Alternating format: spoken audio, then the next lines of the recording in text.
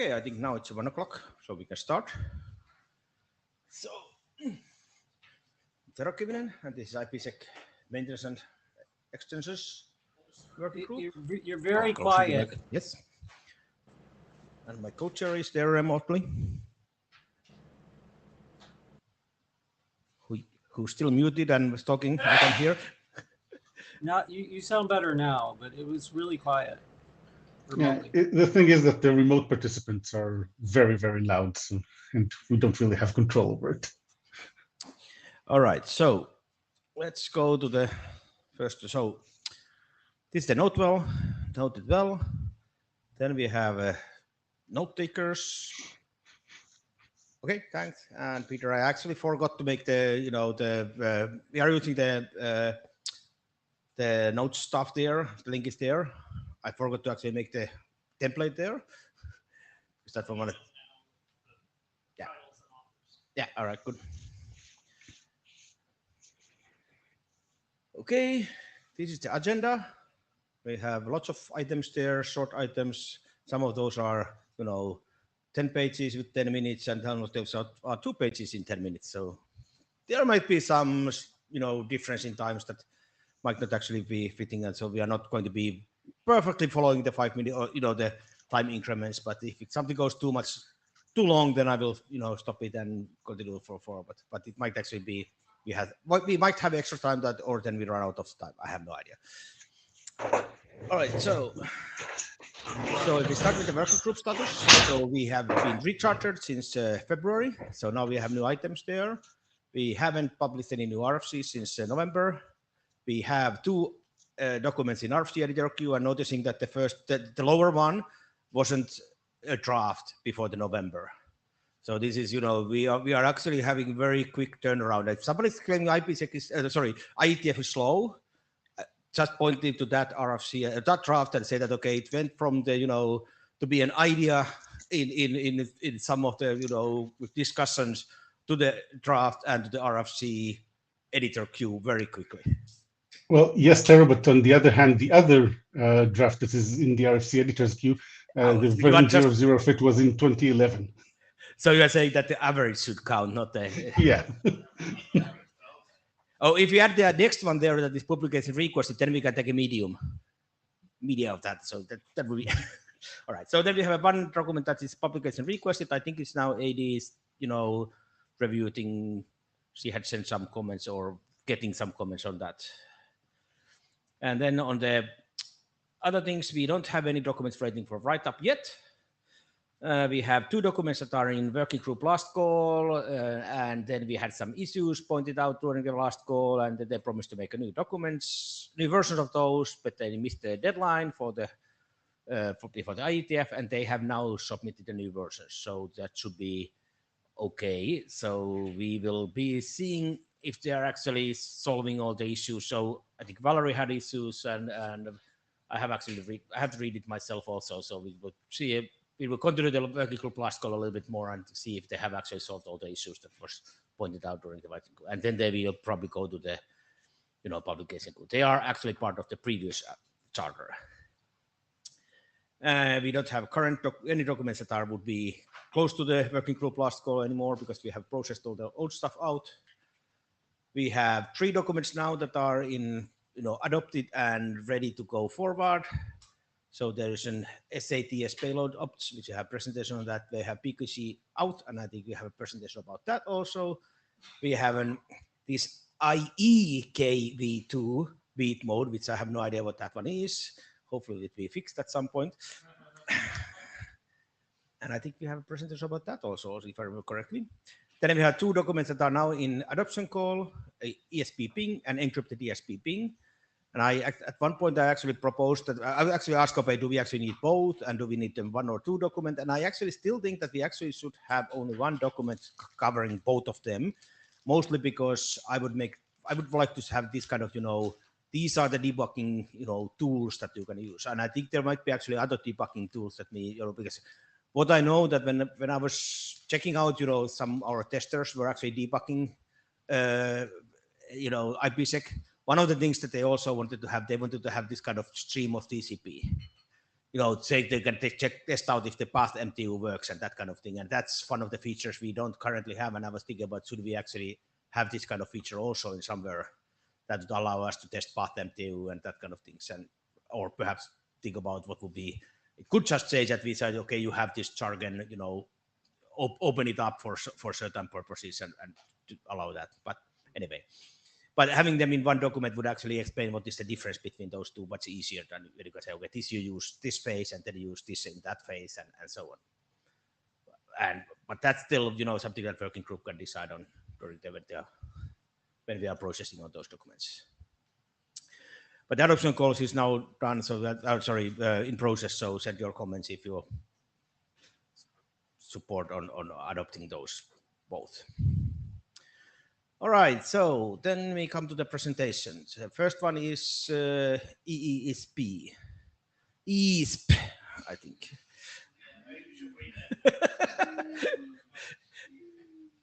All right, so Stefan, if you come back, here's the clicker. You can actually use that one. So I can try the slides myself. Yes. Let's do a quick check. And you can see them here also. Oh, yeah. Okay. Yeah, hi everyone. I'm going to talk about our announced ESP draft this time.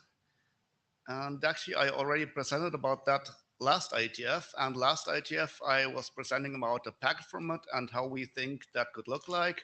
We discussed the header fields, and we kind of highlighted the changes that we did from ESP. And this time, where I have to place this here. Oh, yeah. This time, I want to take a step back and talk a little bit about requirements, the design, and why we actually need that at all, right? So let's start. Yeah, first of all, the question why. I had a pretty similar slide last time, and nothing changed since that. So, I mean, the main problem is this ESP lacks flexibility. We do not have a version number in the packet, which means that all the features needs to be negotiated, and this is not transparent to the network, so this is kind of bad. The other thing is that ESP is actually already almost 30 years old and really not designed for the required use cases we have these days.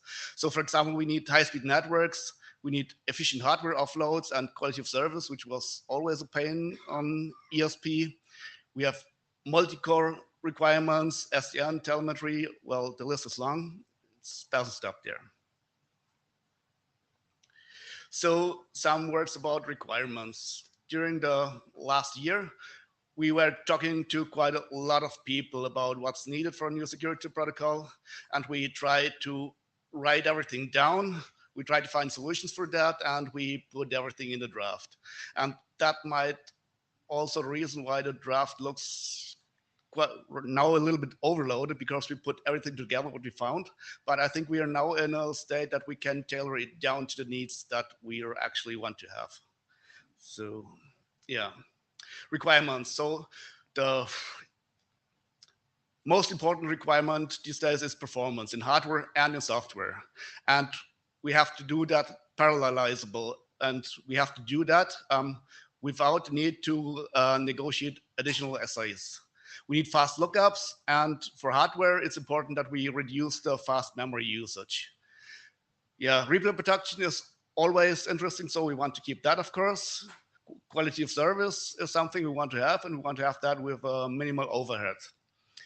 Some people need SDN and telemetry use cases, right? And one thing what's pretty important is that this new protocol must coexist somehow with ESP. This is one of the major requirements too.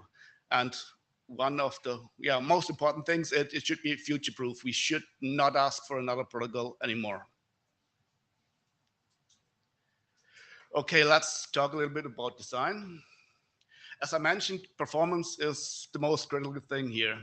And yeah, so we have the concept of the sub-child essays in here. I mean, this is something what is not new to the group. I mean, several drafts were out here trying to get that to ESP, and we try to adapt that natively to ESP now.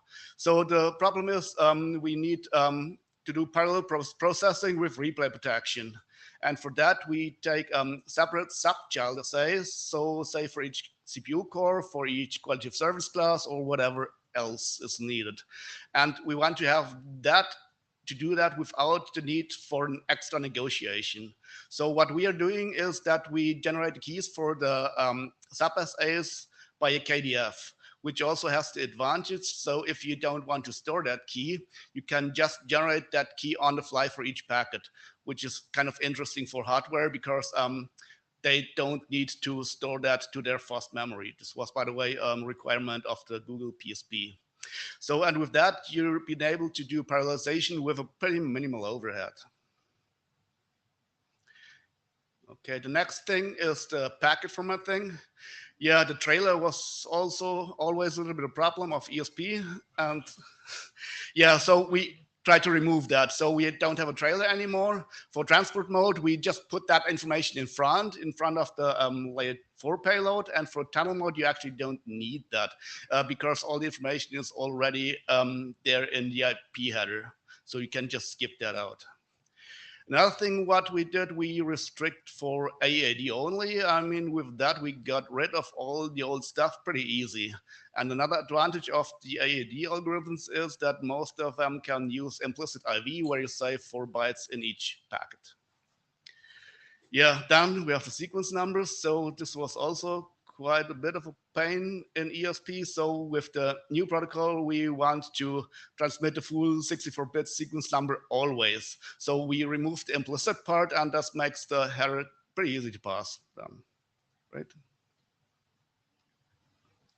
Okay, yeah, future-proof, as mentioned already, that's an absolutely requirement. So for that, we have a 4-bit version number. So if you really want to do major changes to the core layout, you can just bump the version number and do the changes you need. But actually, you don't really need to do this because for smaller adjustments, or if you want to add features, we have these various IPv6 style header options where you can just add your feature on your need. So you need to bump the version number really only if you want to do a change at the base header fields.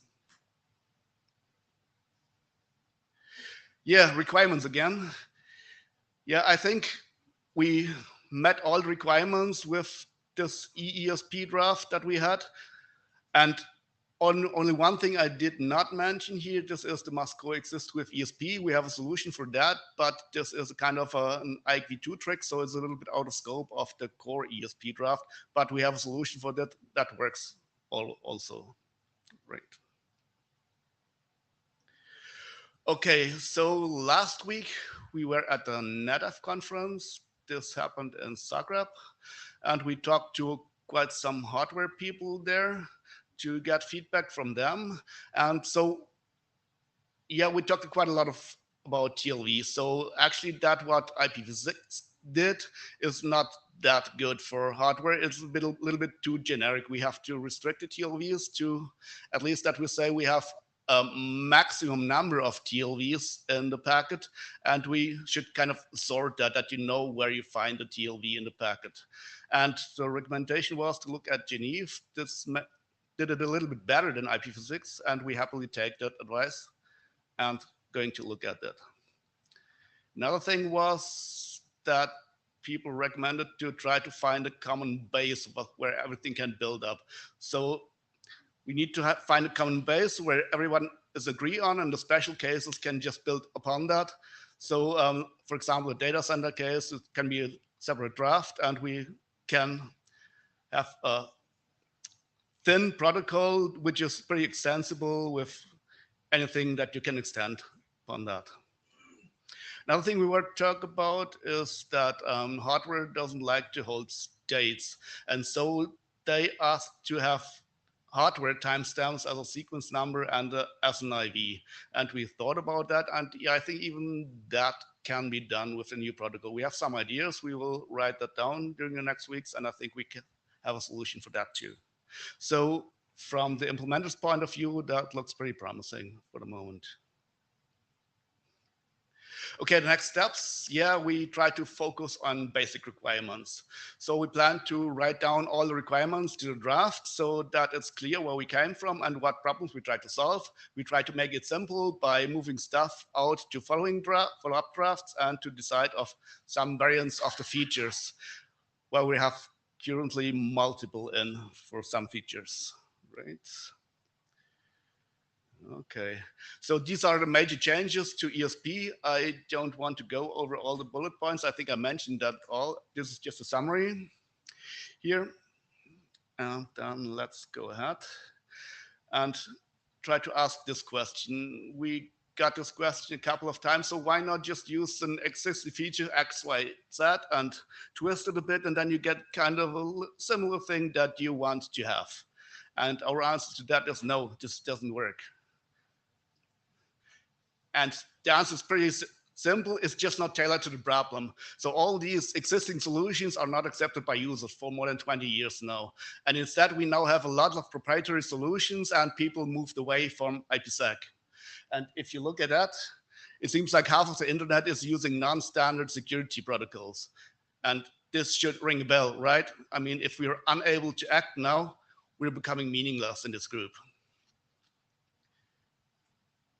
And this is my message. So we need a standardized protocol that fits all these requirements.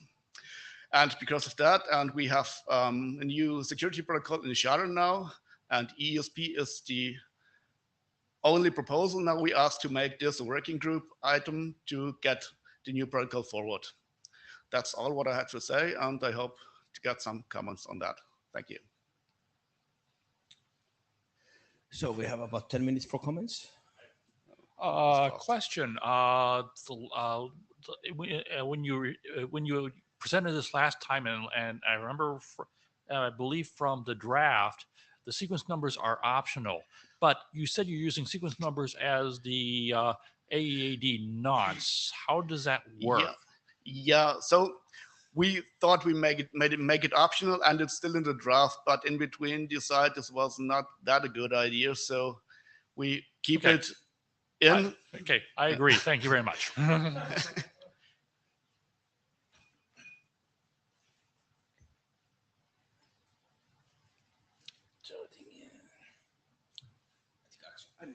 You're next. Good.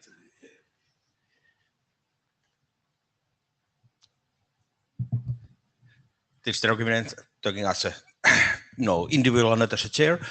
So I think there's lots of things there that matches almost exactly what was the original design goals for ESP. I don't think there's any in that list that wasn't there already.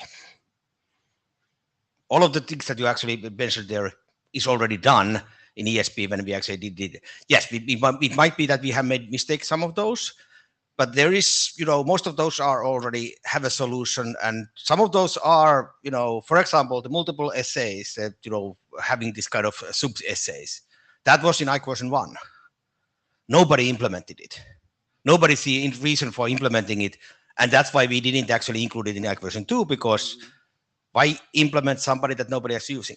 In IC version 1, you could have multiple essays created by one quick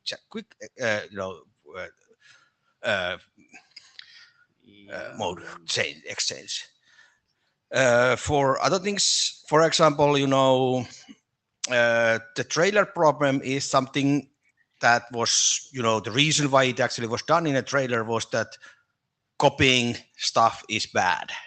And they didn't want to add extra, 8 bytes in the beginning of the packet to because the padding requirements. So that's why they decided, okay, let's put it at the end. So then you don't have to copy the packets. Now you're talking about we need to be efficient in both software and hardware, but the hardware is really, really difficult because every single hardware is different. And in 1990s and early 2000, there were lots of hardware implementation of IPSEC.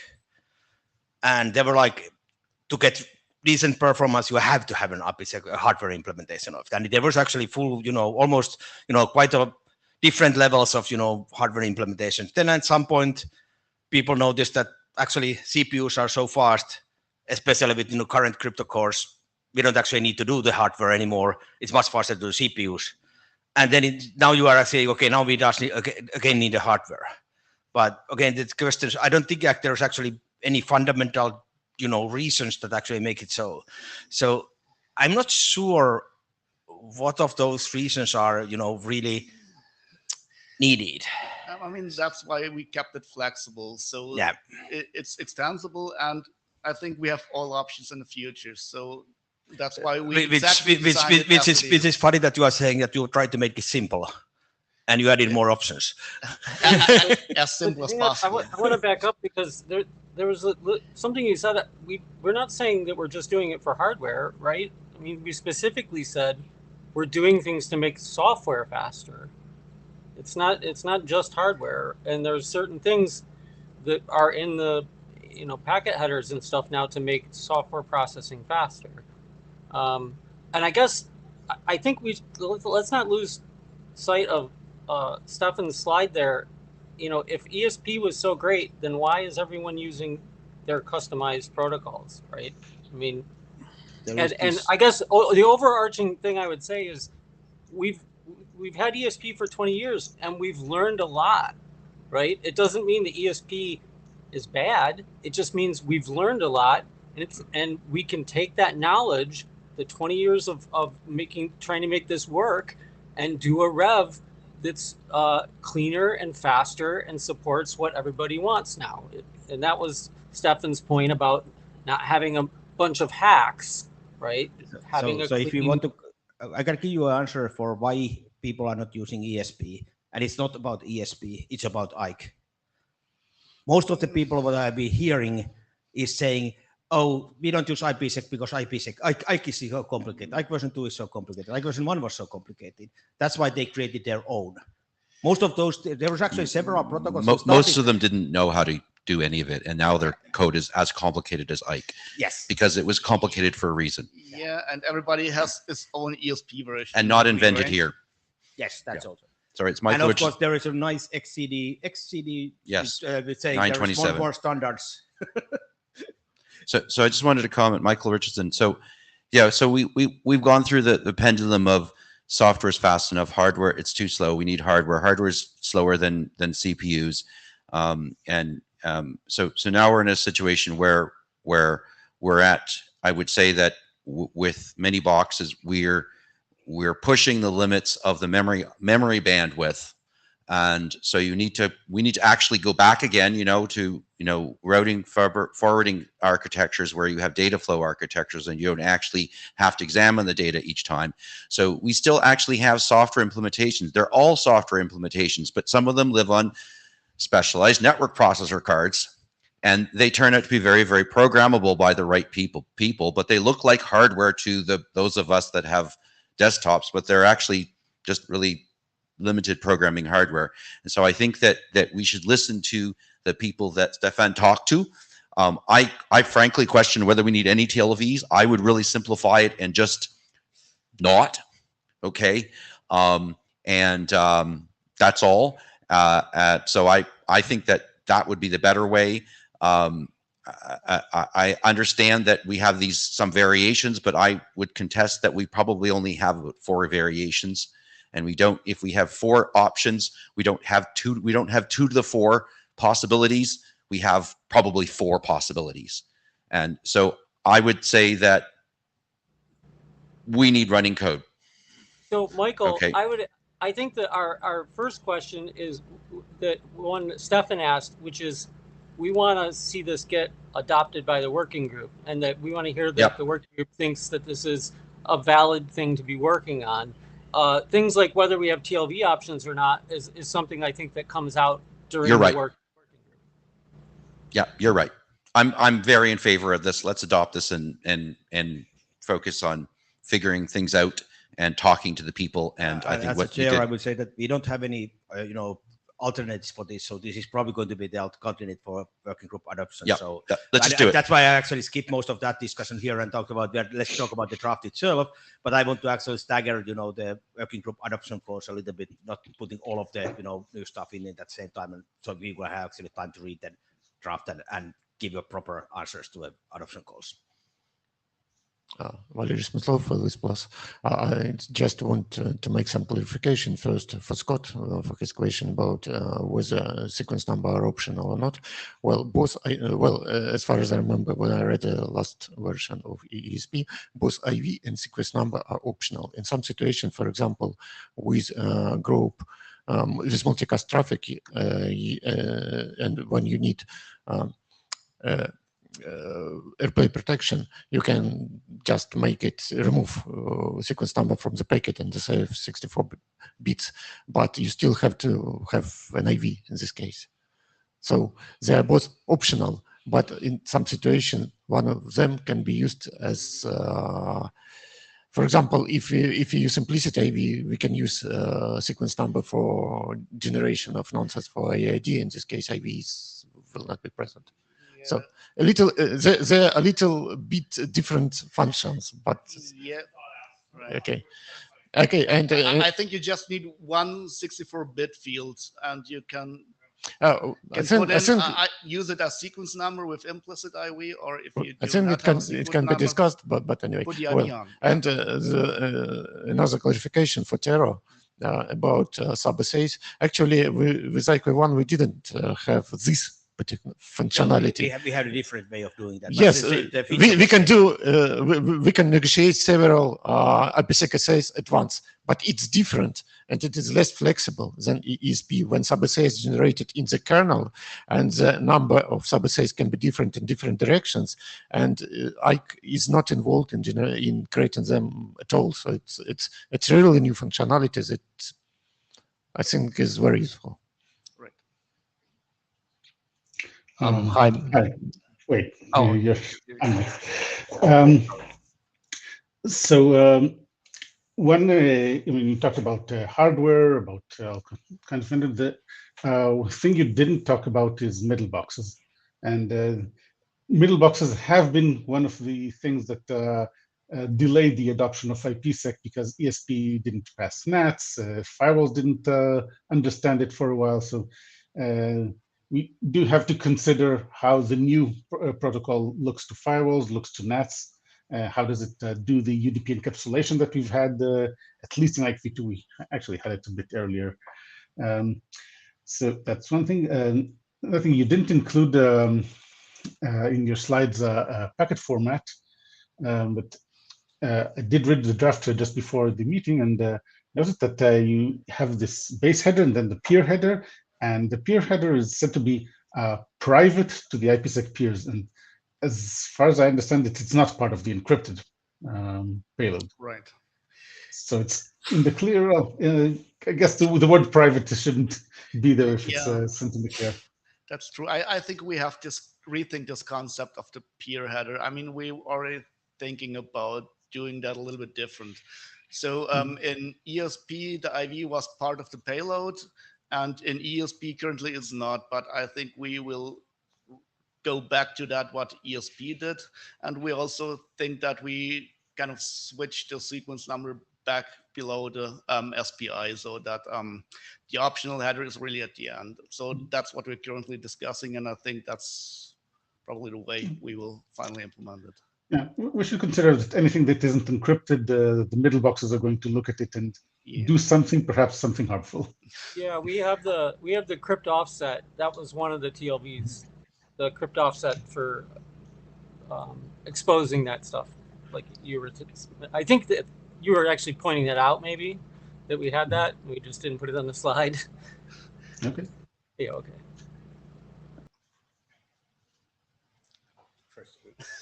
Okay, Weiban from Huawei.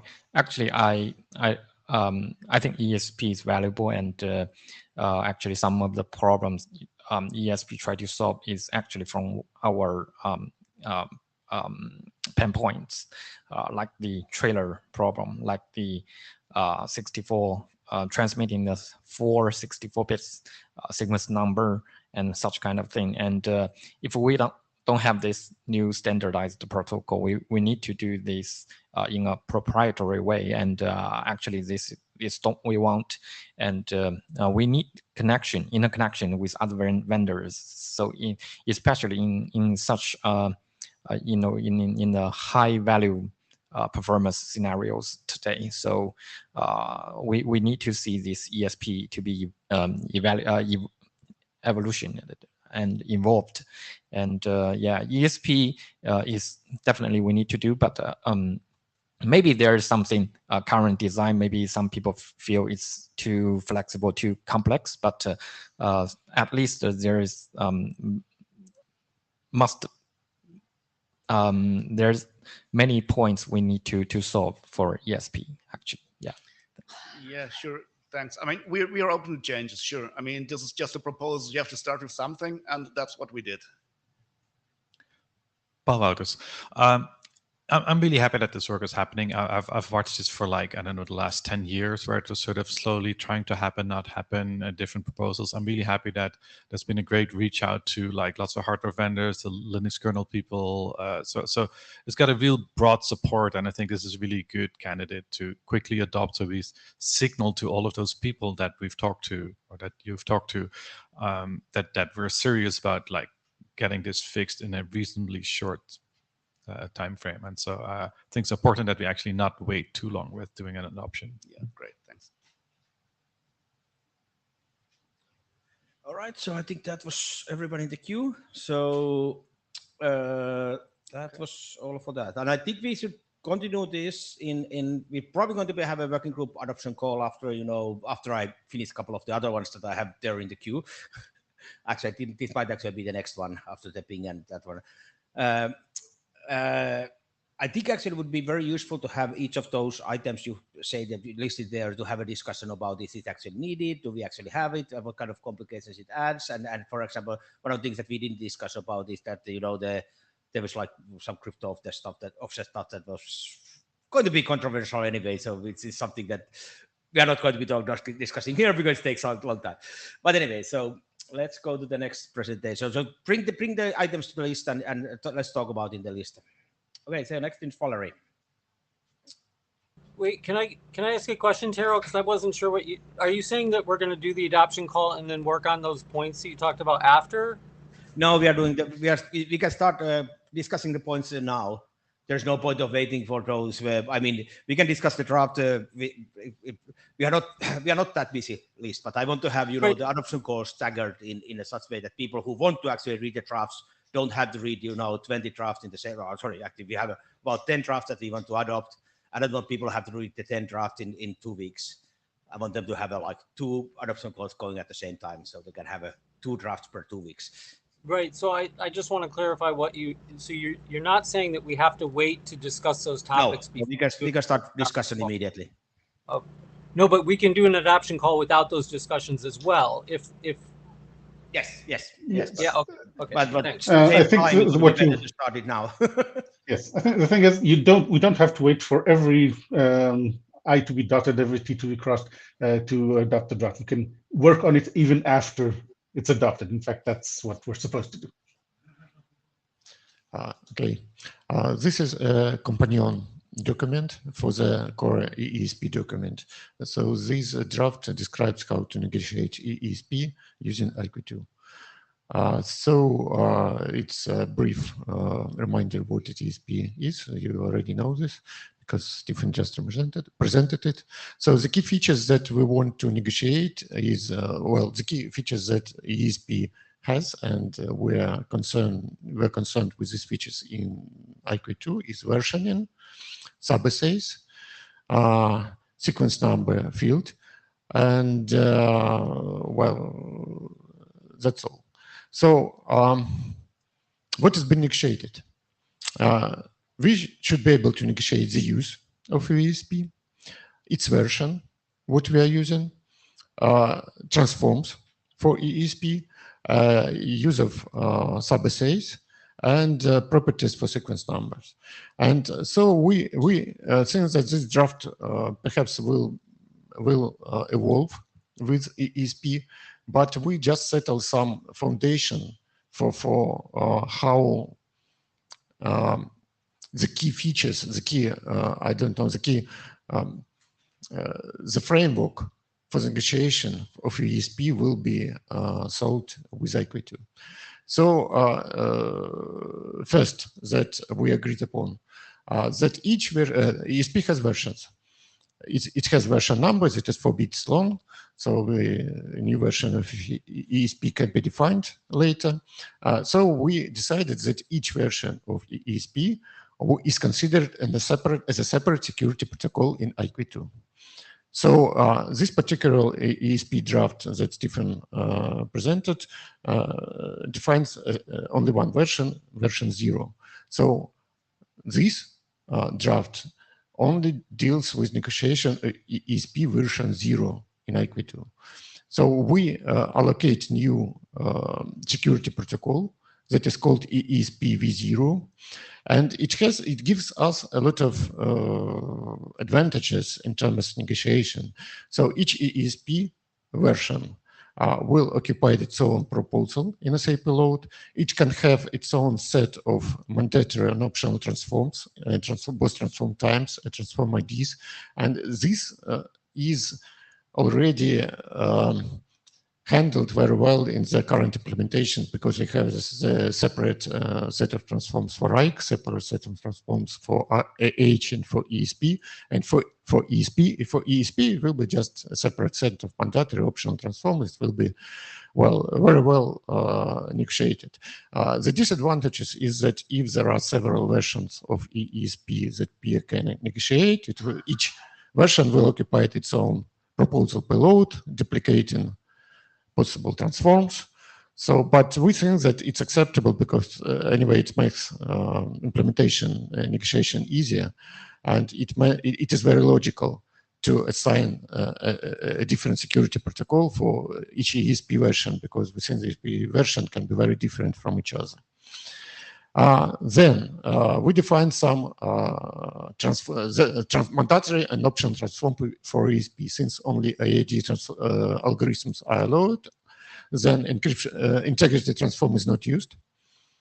We have 2 mandatory transforms, encryption and sequence number, and 3 optional transforms. Not 3, because at KA there are 7 of them. So some optional transforms.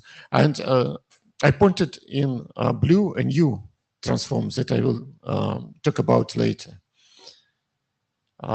This transform is used for sub-SA negotiation. What about sequence number? We can't use existence transform IDs for sequence number properties in ESP. Why? Because there are 2 currently. Transform IDs are defined. First defines a 32-bit sequence number, and the other, which was formerly known as ESN, defines a 64 bits, but only partially transmitted in the packet. So both of them don't fit in what ESP has, because ESP either transforms a full 64-bit sequence number or doesn't include it at all. At least it was at the ESP version for which this version of draft was created. So for this reason, we define new transform ID for sequence number that is called 64-bit sequential numbers, and another is known to allow to not transmit sequence number at all. What about sub-SA? Sub-SA is unnegotiated using a new transform type, syskdf. We just negotiate a key derivation function that is used for deriving keys for sub-SAs. So basically, ESP now has 2 modes of operation, either with sub-SA or without sub-SAs. Without sub-SAs, the key that is negotiated within IC is directly used for protecting traffic, as it is done in ESP. So no difference in cryptography in this case. If sub-SA stuff is negotiated, then the key that is generated in IQ2 via keymat is not directly used for protecting traffic. It is the ESP kernel stuff is provided with this key, but this key is used as a root key from which individual keys for sub-SAs are derived using KDF that is negotiated in IC. So this SSKDF transform negotiates KDF function for deriving keys for sub-SAs. All this happens inside the kernel. So I just negotiate KDF and root key, nothing more. Sub-assays are created on demand by a kernel, and it is very efficient. So this transform time is optional. So if no KDF is negotiated, then sub-assay are not used. So it's the other modes that I described before. Since there are potentially a large number of sub-assays, they identify as session ID field, is it 16-bit long. Receivers can have some restrictions, resource restrictions of how many sub-assays they can handle, because each sub-assay consumes state, basically. If it enables replay protection, that at least it consumes replay window. It can also consume a sub-assay key, but sub-assay key can always be recalculated. But window is a state. So some hardware implementation, or I don't know, some receivers may have limited in their resources. And for this purpose, there at the time of ESP is negotiated in IQ2, each peer can indicate how many sub-assay it can handle as a receiver. It is not negotiated, it's just indication where notify payload. We have a new notify payload, ESP max sub-assay ID. So we assume that sub-assay ID are in the range that is in the session ID field, are in the range from 0 to this maximum number that is negotiated. So a receiving party can just look at the session ID field, and it is great that the number it agrees upon, it can drop this packet immediately. It is wrong packet, absolutely. So, the minimum value is 0. 0, it means that only one sub-assay is allowed from 0 to 0. It can only have session ID 0. And if this notify is not sent, then the peer that didn't send it just says that I have no restrictions of the number of sub-assay I can handle. Perhaps it has unlimited resources or just very much. Well, that's basically all.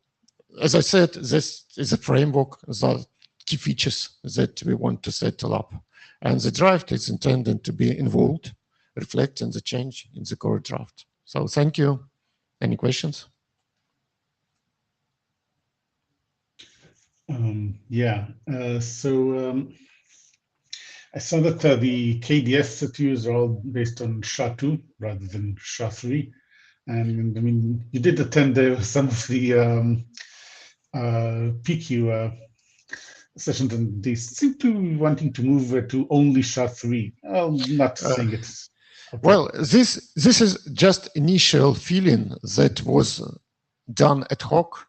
And I think that perhaps it can be discussed. We don't stick with this, but I think that it came from hardware vendors that already have some implementation. At least the last IETF is very hardware friendly. So that's why I don't know. So it's the list that was suggested by people who are more familiar with hardware implementations than I. Okay. All right. So I will probably run this and the EESP as an adoption call at the same time, probably starting like in 2 weeks or something like that. So if people have a comment, then we start more questions and comments about those. And as I said, yes, we can start talking about these documents before they are adopted. There's no limit of or restriction of doing that. Okay, next presentation is the PRF Plus. Hello again. So it's me again. Hope you're not tired of me. So so full disclaimer first. This draft and this presentation is inspired by the presentations that was presented in, I think, last IETF about using SHA-3 in IQ2. And so just some introductions that all of you knows, but to make it consistent. So pseudo-random function is used in IQ2 for the purpose of authentication and key derivation. And it is modeled as a function that takes a variable size key. Well, some functions don't take variable size key, but well, it's a special case like IPSECME. Well, and variable size string, and provides a fixed size output, pseudo-random. So this use is denoted PRF in italic. And for longer output in IQ2, we use some construction that is based on this PRF. This construction is called PRF plus. It is just an iterative application of PRF with some counter and previous result. And so this allows us to get longer output. And so the concrete pseudo-random function is negotiated in IQ2 in PRF transform and SAP load. And PRF plus construction is fixed. It is not negotiated at all. It is built into the core spec. So we always use PRF plus construction. And so currently all PRFs that are registered for IQ2 have a fixed output size. They fill into this model. But recently, a new PRF appeared that allows to generate as many pseudo-random bits as needed in one call. And the example is KMAC. And KMAC is a notable example, but I think it is my understanding. I'm not a cryptographer, but as far as I know, there are other XOF functions that are used as foundation for building such PRF, for example, Kangaroo 12. So I won't be surprised if I won't be surprised if more such functions will be standardized, will appear in the future. So how can we use this function in IQ2? So these functions which produce variable less output can be used as a classical PRF, just fixing the output by, for example, always produce this number of bits. Well, but it is suitable for use as PRF, but it is inefficient for use in PRF plus because, well, we just don't use the functionality. We did some additional iterations that for no purpose. And this can be optimized as proposed in draft salt IPSECME SHA-3. So for KMAC, just use only one iteration of PRF plus.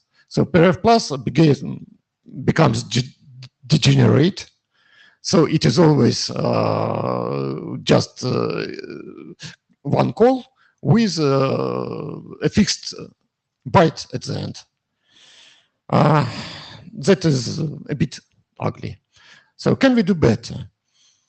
So, well, for this case, with optimization, we still have to handle these PRFs. By this PRF, I mean PRF which can produce a variable length output. We still handle them differently. So we still should have in a code a special code for handling them, because we need to provide an output length for them. The code should be modified anyway. So if the code should be modified anyway, that must be handled specially. And so why do not get rid of PRF plus at all for this function? Because this appendix with a constant byte, well, for nothing. Why?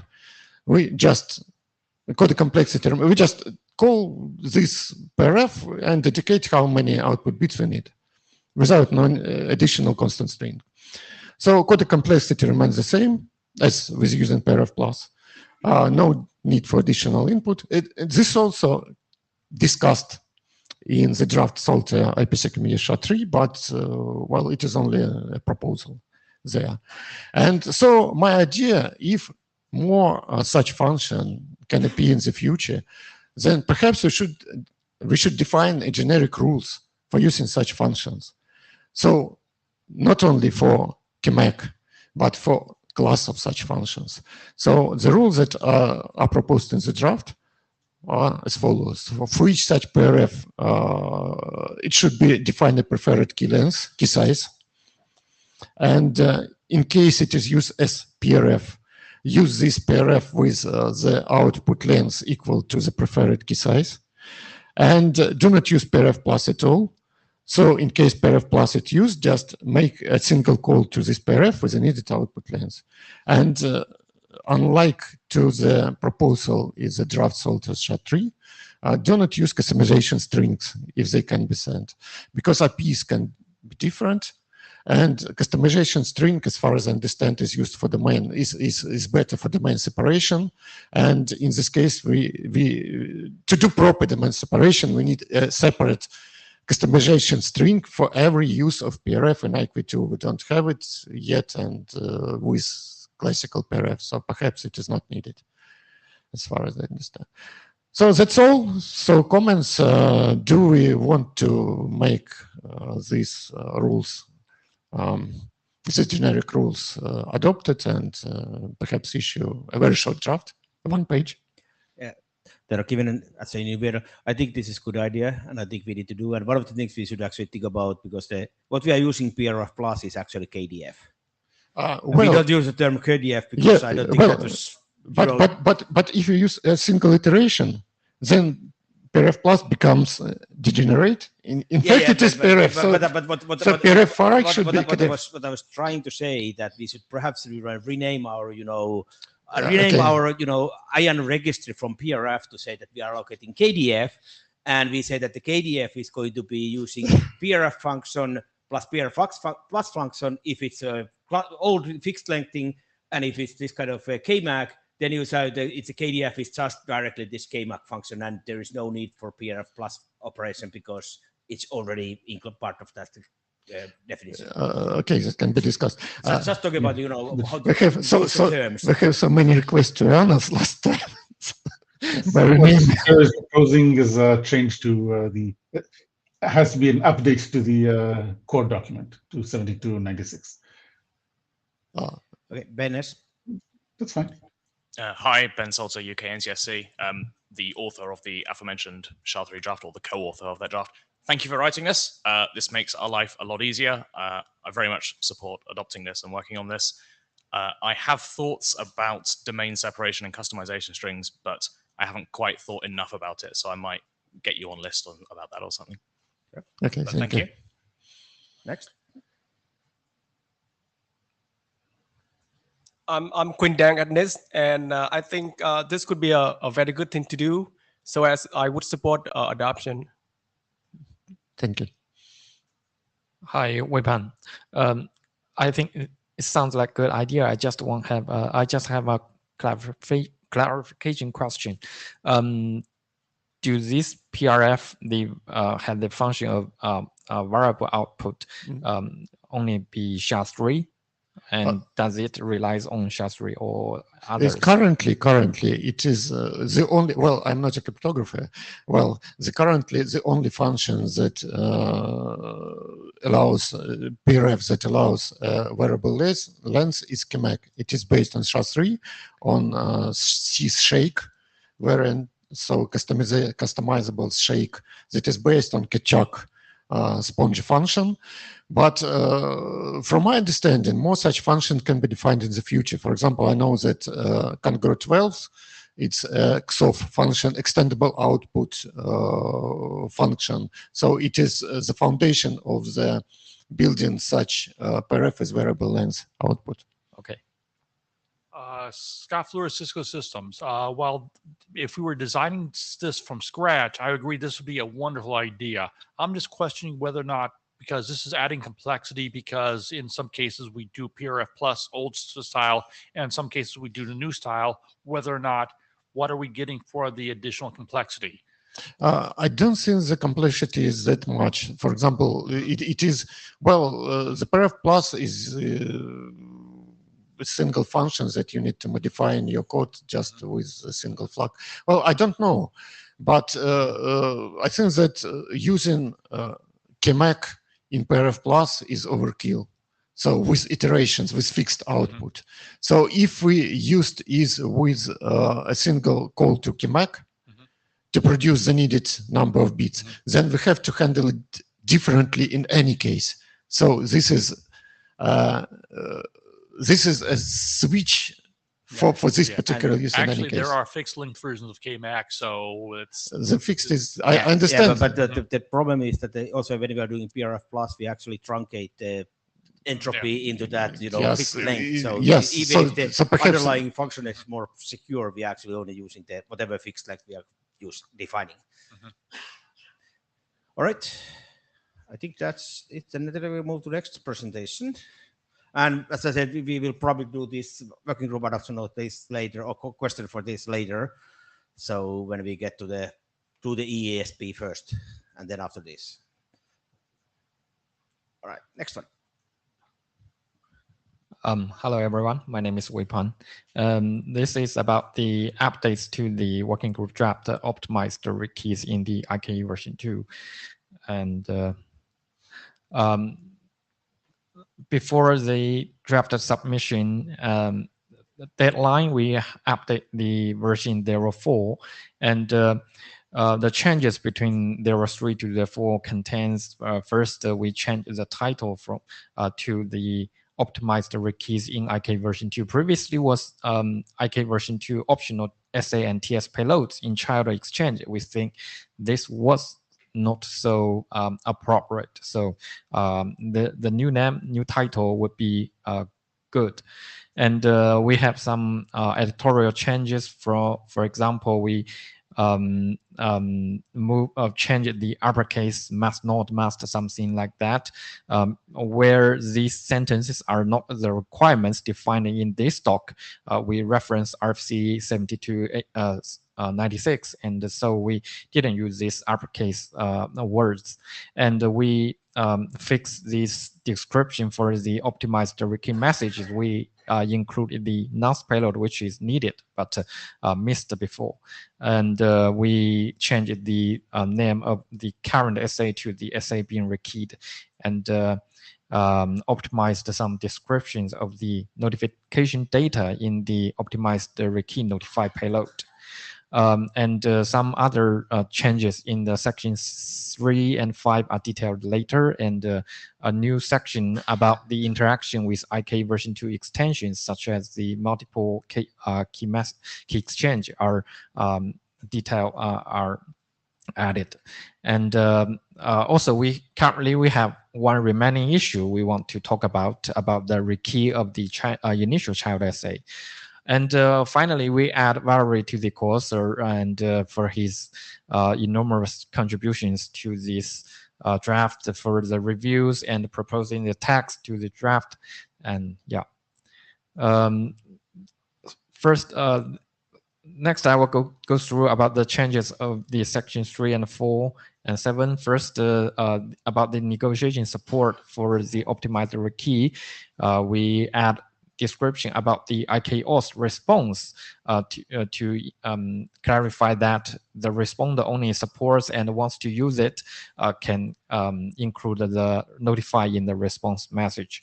And we clarify that when the multiple IK-OS exchange exist, this notify payload was in the first request, and the last response follows the style of other notification payloads.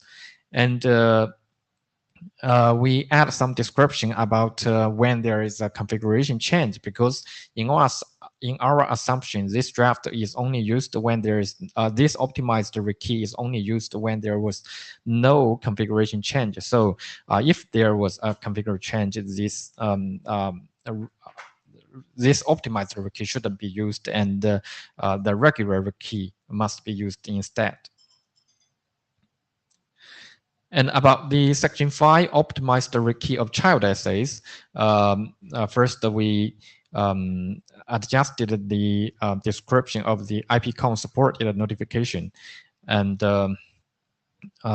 because if the IPCON is used, the IP compression is used, the optimized rekey also need to contain this notify to carry the updated compression CPI. And for other notified payloads, we require that these payloads must not be sent, because they will affect the properties of the SA, but actually in our case, the optimized the rekeyed SA should inherit all the properties from the SA being rekeyed, the new SA, sorry. And actually, we add a new section to talk about the interaction with other extensions. First is the multiple key exchanges.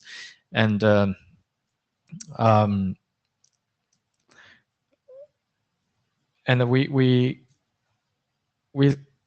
when the RFC 9370 is used, the optimized rekey of the SA must use the same key exchange methods. And for the IKE session resumption, we add several rules to comply with this extension. Last, we have a remaining issue about the rekey of the initial child SA, and this is because the PFS policy and the key methods for the child essays are actually not negotiated during the creation of the initial essay, and the two peers doesn't know each other's configuration, and there will be several problems. First is that if two peers have mismatched configurations, the rekey would fail.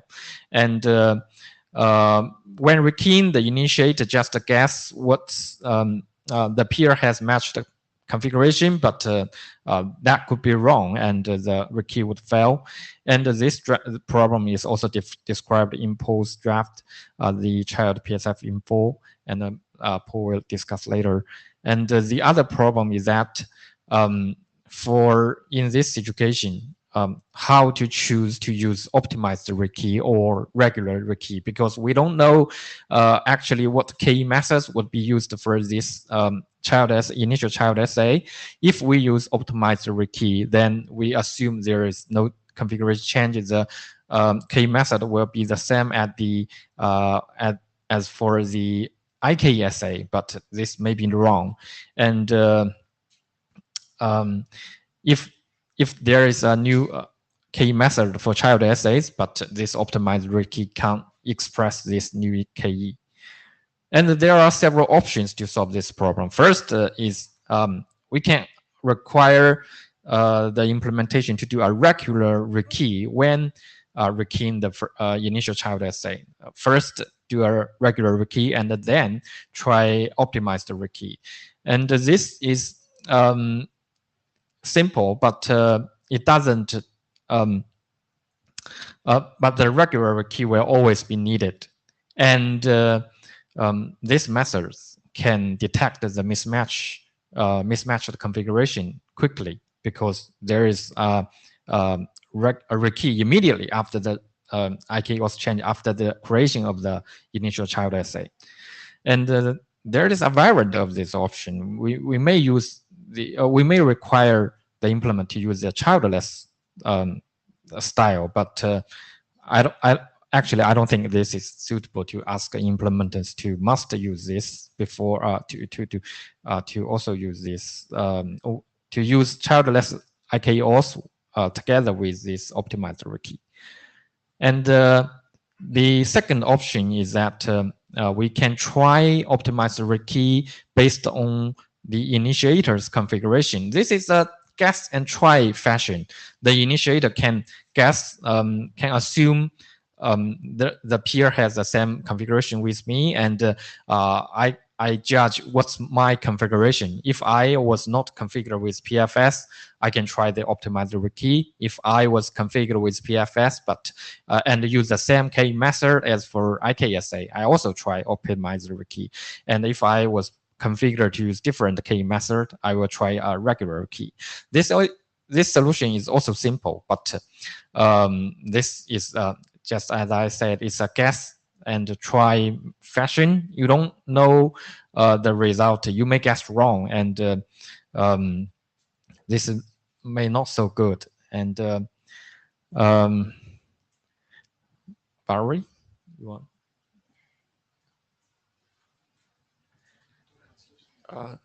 Well, this approach won't work with multiple key exchanges because, well, in the create child essay, we negotiate all the key exchanges that will take place in IK follow-up KE in the first exchange. So we just don't try it one by one. In the IK follow-up KE, there are no non-fatal errors. So if you just send a wrong public key, a wrong key exchange method, it's an IK follow-up KE, it's you are broken. Mm-hmm. So it works only when this method, option 2, works only if you don't have multiple key exchanges. So. Yes, and things will be complicated when the multiple key is used, and actually the regular rekey may also fail. And yeah, and also we have the third option. This is the partial detection of the configuration. We can try to add 2 bits in the notified payload to indicate whether I was configured with PFS and whether I will use the same key methods for the child essay as the same with the IK essay. And after exchanging this notification payload in the IK essay unit, the 2 peers can detect some cases. First, if there are obvious 2 mismatched cases can be detected. One is use PFS and the other not, and one using the same key method, the other is not. And this obvious error case can be detected and report error and don't create the initial child essay. And the 2 obvious matched case can be also detected. Both peers not using PFS, and or the second case is that both peers using PFS and using the same key methods as for IKE. In these 2 cases, the optimized rekey can be tried and success. And for other cases, we don't know. We just roll back to the regular rekey. Yeah, Paul, you want? Okay. And yeah, and we have the final option is that we can try to completely negotiate this configuration in the creation of the initial child essay. And the complete negotiation means that we need to know whether PFS is configured and negotiating what key methods will be used. And Paul's draft tries to address this in a generic manner with or without optimized rekey. And if this draft can solve if that draft can solve this problem, and this optimized rekey draft can rely on that mechanism. And once the key method is known to each other, and the optimized rekey can success. And but there's because there's some implementer doesn't implement that draft. So what if that situation? We still need some options from previous threes to choose one, and when there is no the implementer doesn't implement that draft. Yeah, that's all. Paul, the speaker's individual and co-author. So I think the some of the previous options, they are specific to optimized rekey, and the PFS problem is actually a generic problem, right? So I think it's better to do it as the generic fix. If then that other draft would not be implemented and you hit problems, I think you just very simply say optimized rekey fails, do traditional rekey, because you should fix your configuration to match what you expect. Okay. I also want to point out that this is, I think, like the only thing that's left to sort of finalize of the draft. Like I think everything else is done, right? So, yes. So it would be nice if we can get this other one done, so we can move this forward and at least get to the point where we have some interoperable experiments going. Valerie? I don't think that option 3 and option 4 are orthogonal. We can use both. So we can make a simple detection inside this draft, and for more complex cases, we can rely on draft Walter's PFS info. So both options can be used. Okay, but I know your point. Yeah, So option 3 is only for common simple configurations that are mostly used, and option 4 for all configuration. So if you don't support option 4, you can rely on option 3 and still have an optimized rekey for common cases. And one word about the issues. Well, I think that we should also add some words about compatibility with QR alt draft with multiple PPKs. Just some words, the PPK, if it is, whether it is supported, whether it is not supported, how it is also. So I think the draft is almost ready, but perhaps it needs additional pass of polishing. Okay. And with the resumption stuff, well, I believe that we provide a good text, but I think we have to review it again and rethink. And also about, don't forget, when we discussed with you when IPSEC is rekeyed and IPSEC is not rekeyed yet, then make sure that you use initial IPSEC assay. Make sure what key exchange method to use from initial IPSEC, not from a rekeyed IPSEC. And all this minor wording should be fixed before, but it's almost ready, I agree. Okay. The document as an individual, so I think just, use 1 and 2 or variant of 2, meaning keep it simple, allow, don't make any protocol modifications, just, recommend that try, the optimized. If it works, fine. If it not, fall back to the original one.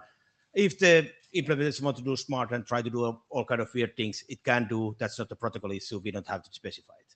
And that would be actually just make it very simple and ship it. And that, the last one was for the working group chair. Ship it. Okay.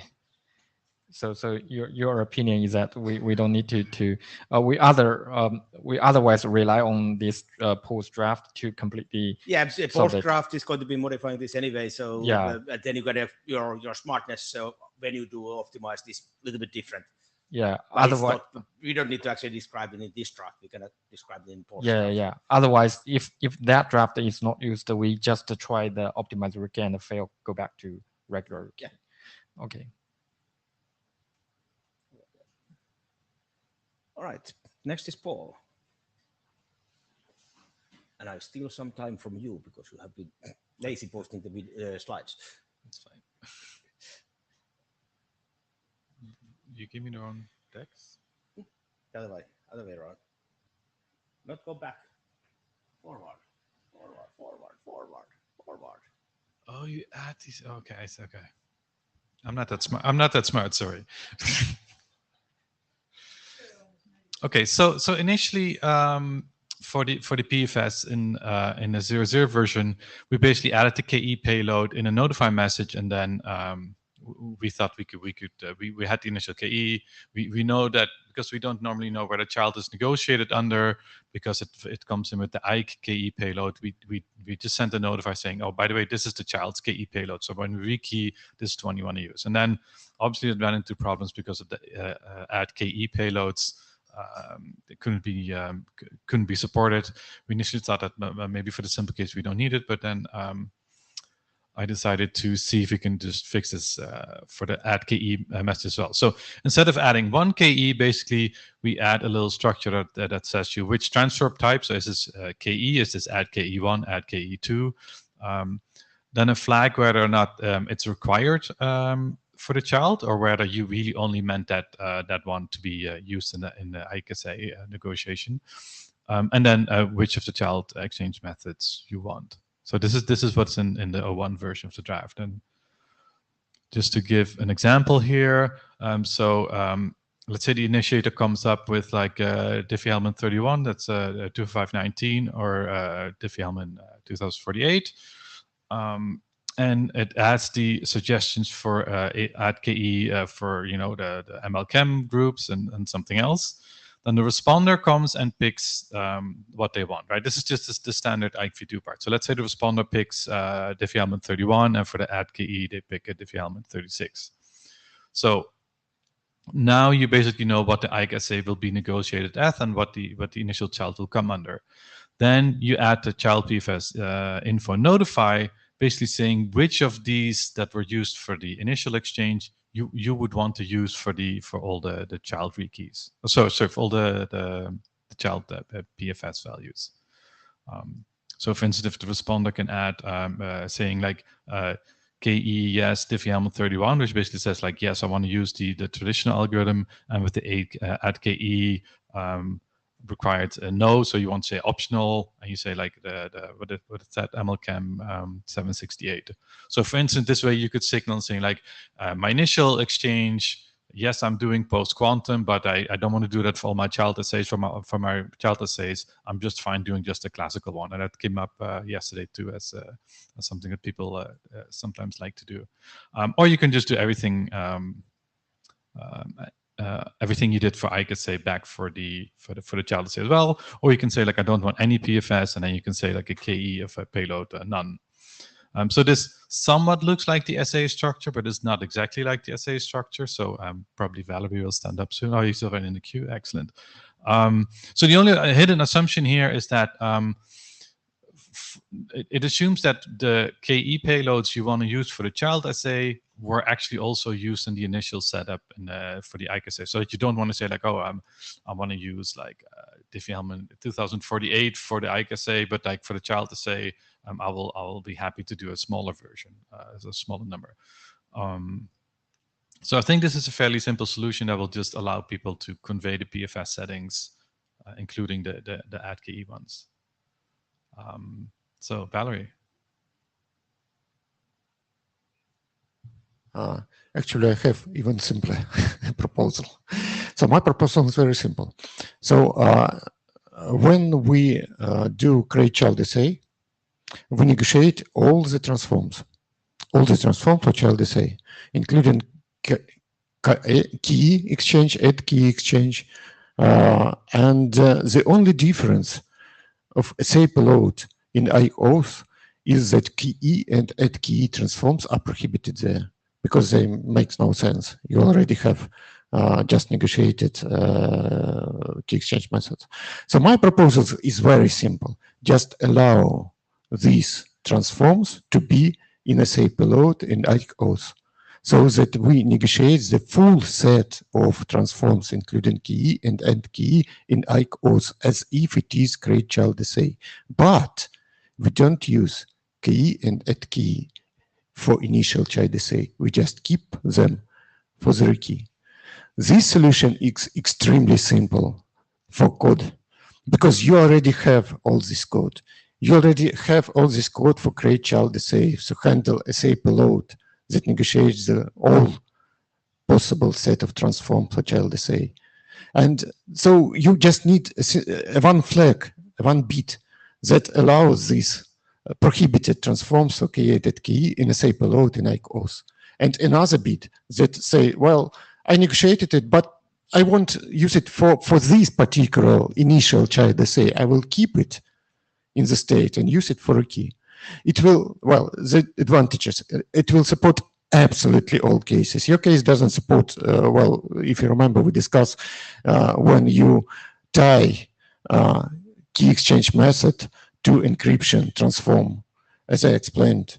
For example, well, no, but I think your version will allow the rekey child essay to actually have a different protection than the initial one, because you would actually allow... but it is completely it is as if you didn't as if you go with childless. It will exactly the same functionality. So this system here will basically say, like, you have a list of things that you want for the Ike and the child essay, and you want a subset of that for the child essay. And so you're guaranteed to at least keep the same security for the child essay that you have for the initial one. But yours will not guarantee. Like, you could drop in security, which the core spec doesn't allow, right? It is not prohibited in the protocol, what I suggest.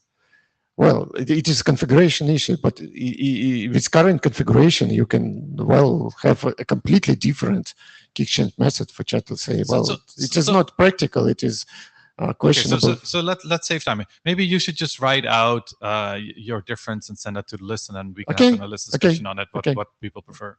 Okay. All right. Oh, you have two more slides, but which I have no idea why the other one is there. it's basically And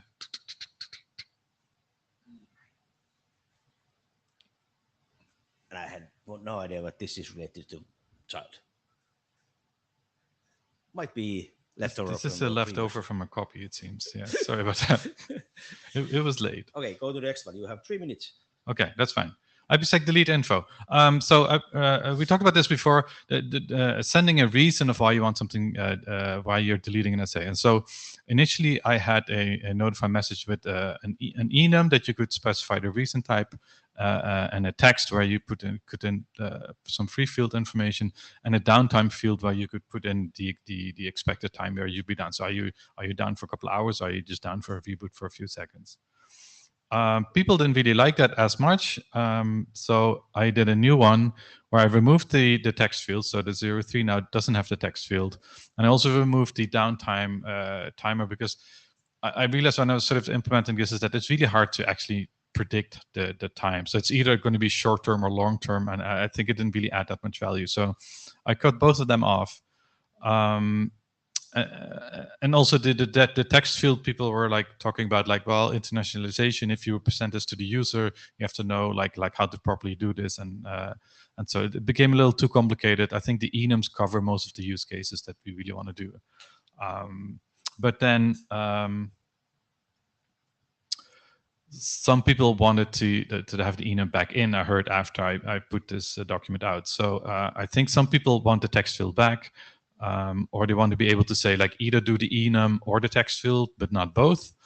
Some people want the downtime field maybe back again. So if you do, please tell me why you want it, because I couldn't really implement this properly. So I don't see why.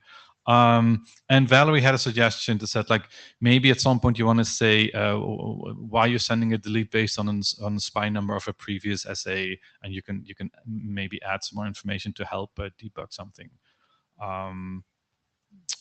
So yeah, so those are my questions to the group. What do you actually want in this? Valerie, I'm expecting Anthony me again. to So, well, thank you for updating this draft. I think it's better, but it is still, after thinking a little more, I think it still has a controversial topics. For example, initial contact. Well, after thinking more about bit, well, it will be very helpful if you provide a SPI that replace it. But there are some problems. Classically, initial contact indicates that the peer doesn't have essays with those with the host who. Well, the client that is connecting thinks it's the only one, and that yes, there's no more old state. But yes, it is not guaranteed that there might not be another client somewhere using yeah, the same yes, credentials. Yes, but if it is just a stall essay on the server, if it tries to say it's something like delete info, well, the RFC 7296 just says silently delete stalled essays. So sending any delete info information is formally a violation, but well, it's okay. But in most cases, if this is not a misconfiguration, if it is just a stalled essay, you can't just send delete info. You will timed out. You will timed out because the essay doesn't exist on that side. And if you timed out on the server, you will get errors in the logs, and your customer will ask why there are some errors in log. What's wrong with it? We are trying to send delete info, but you're trying to send delete info because you received initial contact. Initial contact means that there's no essay on that end. Well, but it helps in this in case there are misconfiguration and peer somehow stupidly received P12 PXS 12 certificate, just install it on several devices and try to use it at the same time. It will help. So I think it's a bit controversial. You somehow will help, somehow you will just confuse your customers. So it needs to be thought a bit. But anyway, thank you for the draft. Definitely improved. So you do not want the text field or the downtime, right? Okay. All right. So So this definitely needs to go back to the list because I know some people who actually wanted the fields back aren't here and they're not in a remote queue. So I want to hear from them in more detail. So let's talk this to the list. All right. So next presentation. Okay, post-quantum hybrid stuff.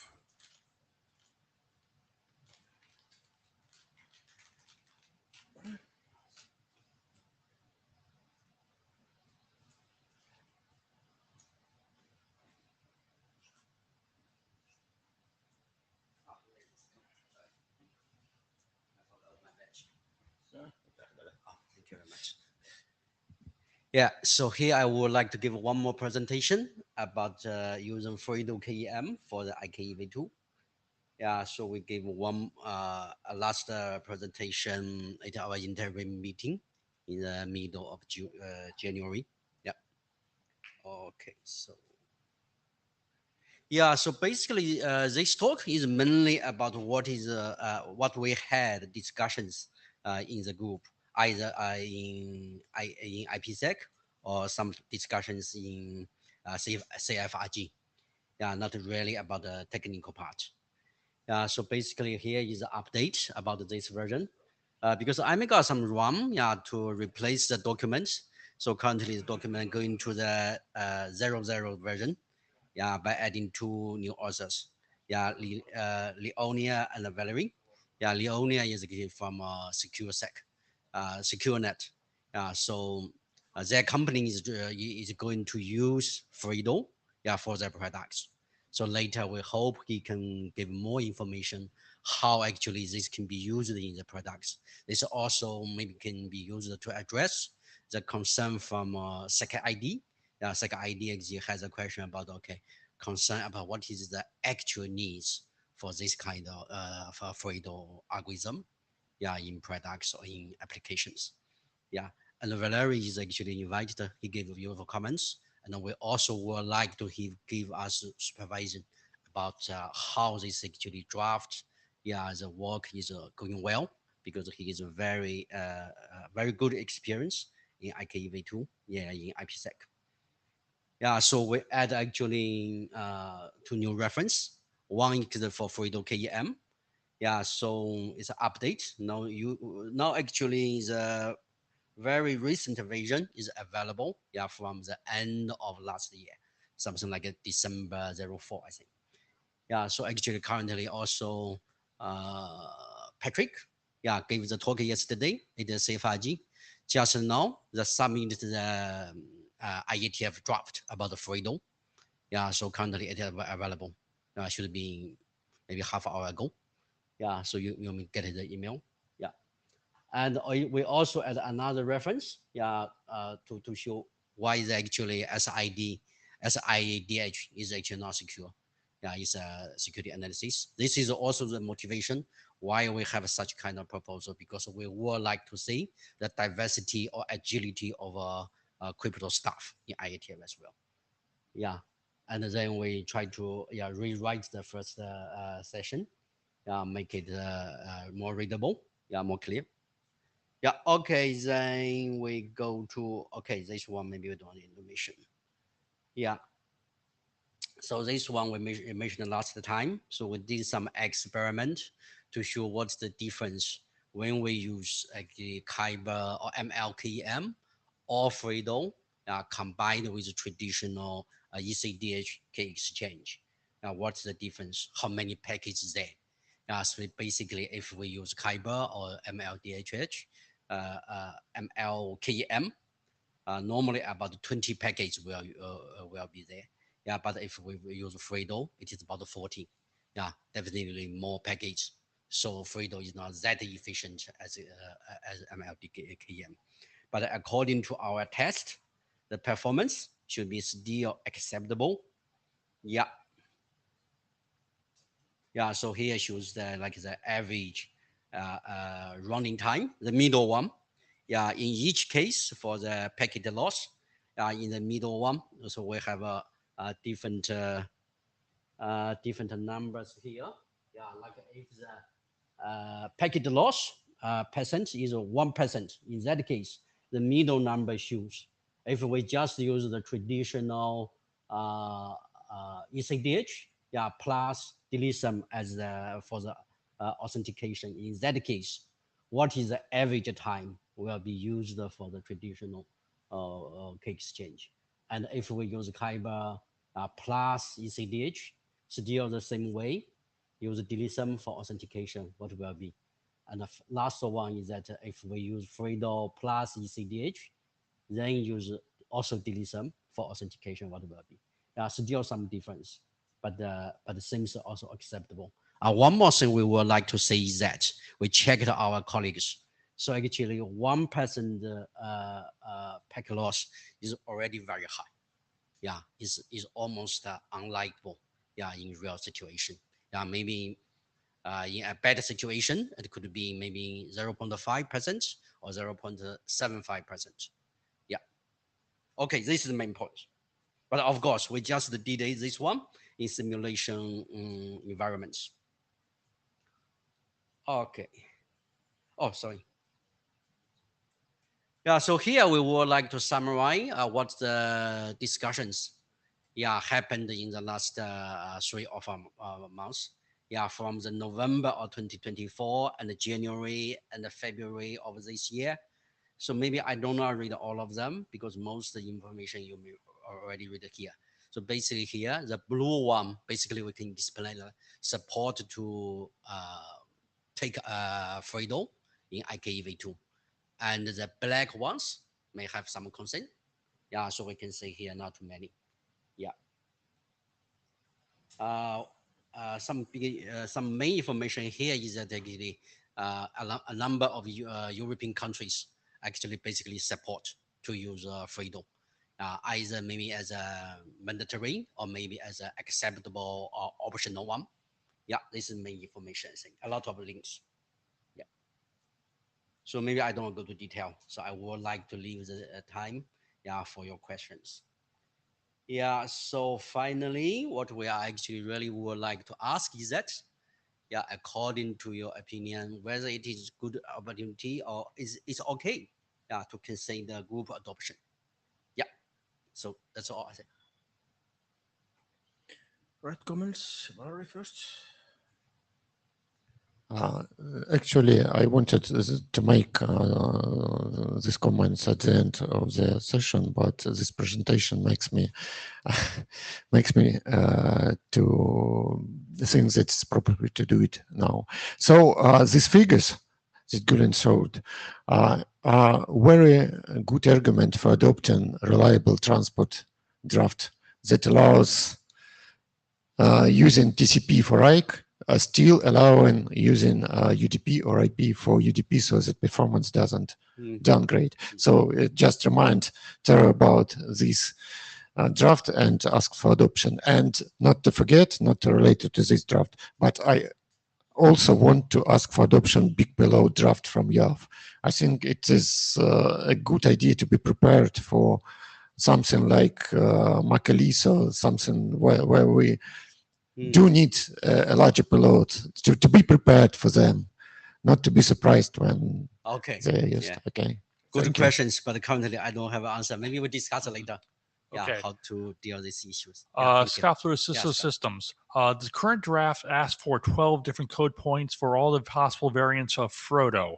I believe that is drastic overkill. For one thing is the delta between ephemeral Frodo versus plain Frodo, straight Frodo is tiny. We're talking like 1% increase delta in the packet size, in the payload size. That's ridiculous. And ephemeral Frodo has a tiny security cut if you reuse it. I would pick one of the two. I would if you asked me, I'd pick straight Frodo. In addition, negotiation both the Shake and the AES versions is overkill. Pick one. I don't care which. Yeah, about the code points. Yeah, I think could be reduced a little bit later. Yeah, maybe not necessarily all 12 of them. Yeah, because I think maybe we will do this one according to the progress of this algorithm in ISO. Yeah, they are also maybe not going to do each parameter set. Hi, Ben Salter, UK NCSC. Exactly what Scott says, exactly what I was going to say. 12 is too many, and the eFrodo variants are really, as far as I can tell, only useful for backwards compatibility, and we don't have that here because currently no one's using Frodo in IPSEC, so let's try and get that 12 down is my view. Yeah, okay. John Mattsson Eriksson, also agreeing with Scott, trim it down. Then I would like to see adoption and code points. Several European countries saying they are going to continue to recommend and use FrodoChem for their national security system. So I think we should adopt. So definitely we will also align with the Fredo, in CFIG draft now, to say, okay, which kind of parameter set it will recommend. Okay, thank you. All right, go to our next presentation. I think we have. Thank you. So just go forward. Okay. No, it's quicker. Oh, this one. It's after. It's control. Okay. So next. Next one. Okay. This is my actually appendix. Okay. Okay. This is a new draft. Yeah, we call it actually KM-based authentication for the IKEV2 with post-quantum security. Yeah, I'm the single author for this draft now. Yeah, so here's the draft information. Yeah, just submitted before the deadline of this meeting. The basic motivation is just this. Yeah, KM, especially MLKM, is much more efficient compared with the MLDSA. How efficient? So MLKM is 50% shorter than the MLDSA. Yeah, the size. I mean, the public size plus the signature size, or public size plus ciphertext size. Yeah, and about the speed. Yeah, so MLKM. Yeah, we can see. Yeah, roughly about 5 times faster than MLDSA. Yeah, so I give the numbers here. Take the numbers from some research papers, or even from actually the NIST publication, for MLKM and MLDSA. So the numbers is here. So also actually already there is a draft in TLS. It's proposed to use the similar SEM, but for TLS. But for us, we know is that in TLS group, it seems, this way, this new authentication methods or approach may introduce some additional procedure issues for TLS. But hopefully, in the IKEV2, we say it should be okay. Still maybe a few steps, but it's acceptable for IKEV2. But of course, we would like to see your copy as well. Already, actually, Scott have some comments. So we do not specify that part. Very precisely, detailedly in our draft. So later we will do this one. Specify concrete steps, what each side should do. Okay, so here is the basic procedure according to the, we will use the new RFC, defines the new notification time called the supported authentication methods by Valerie, RFC 9593. So basically saying that normally the authentication will start as the response from responder. So we light here, underlined here. For this one, then you needed to classify, okay, if we use KM authentication for IKEV2. So here we are going to plan to apply a authentication message with the value 16. So once this is supported, so the initial will send the thing say, okay, I also support. Then they will negotiate which kind of concrete algorithm, KM algorithm, will be used for the authentication.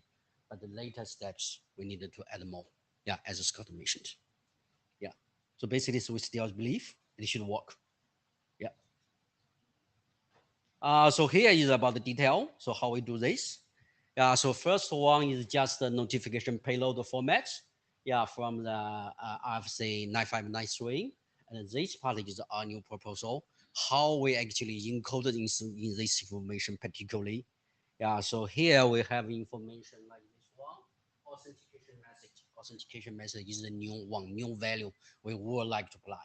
So here we specify like a 16. Yeah, 16 country is unassigned. Yeah.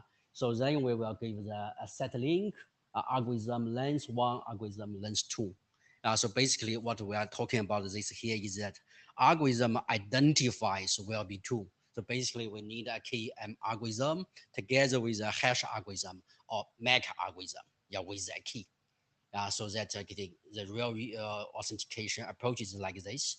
So once I give you my public key, KM public key, so you will actually encapsulate a session key.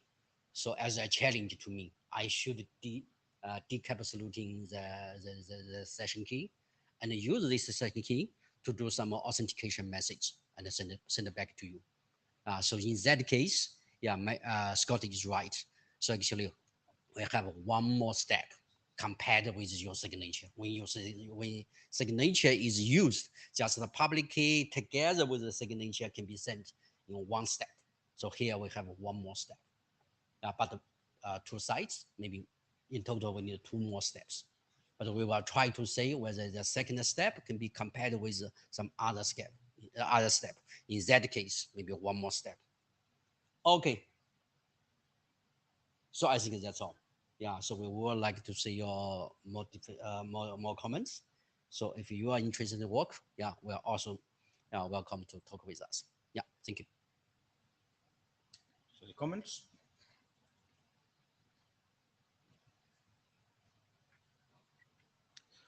Thiru, Nokia, similar discussions had happened in TLS for chem-based auth, but because of the complexity involved, right, the working group did not pursue to take those drafts forward. So I think we should look into that. Yeah, there is some security we may need to consider in more detail. Yeah, I once thought about. One thing is that actually we need to prevent, not just release the session key. Just release the session key sometimes is not enough.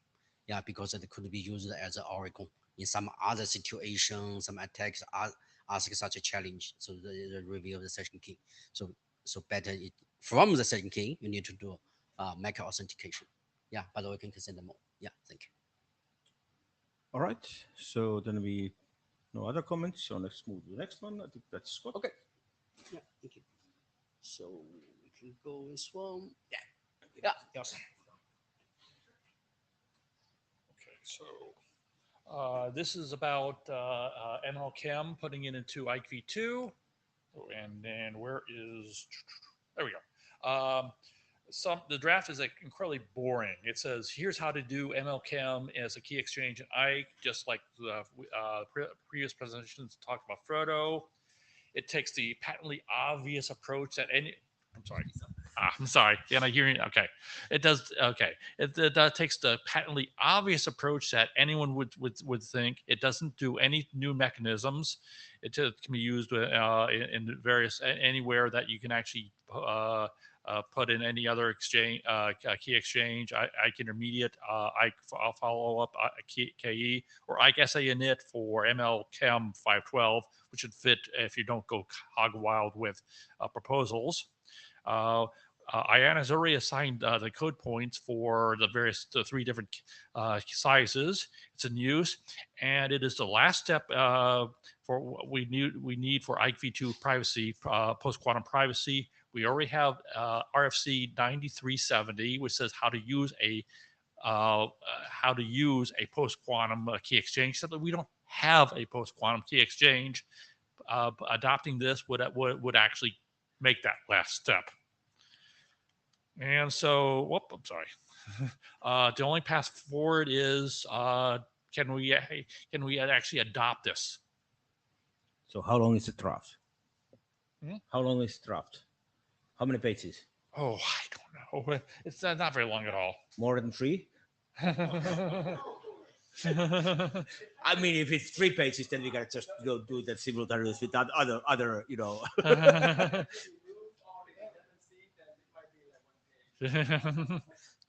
All right. 10 pages. 10 pages. Okay. Oh, it might include test vectors, maybe. I'm not sure. Okay, let's comments then. Yeah, John Matson, Ericsson. Great that you registered code points. Where can I use it? Which library support this? I want this like yesterday. Great. Adopt yesterday also. Oh, so you mean you want to have an implementation? The implementation, the experience section. There are existing implementations of it.